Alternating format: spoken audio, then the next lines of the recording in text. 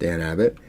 A little video on how to find underdefined sketches in a part file. One of the things you'll notice is that if you look in the lower part of the screen when you're in a part and you don't have a sketch open, it doesn't tell you whether a sketch is defined or underdefined.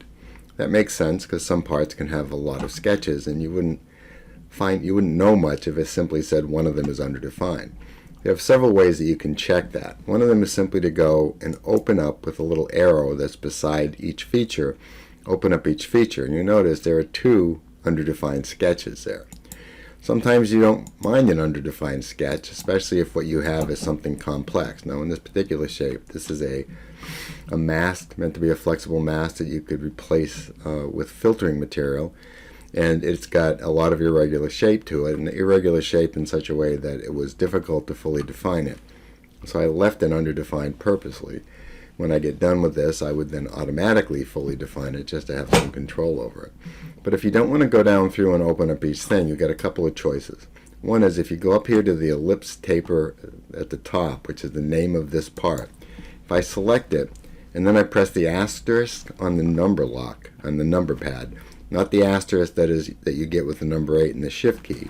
If I press that, it'll open up the entire tree so that I can scan down through and see how many negatives I have. And you'll see there are a number of negatives right there. When I'm done with that, if I right click, I can then collapse the items and go back.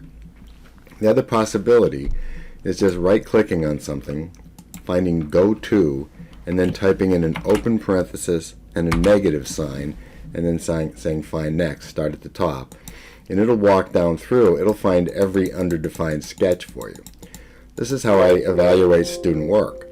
So if you are a student of mine and you're submitting some project, make sure you do this with any kind of part before you submit it, because otherwise if there's an underdefined sketch and you can't justify it because it's not based on an irregular spline or on text, which are the two exceptions to having fully defined sketches for my purposes, then you're going to get it back. You're going to have to do it again.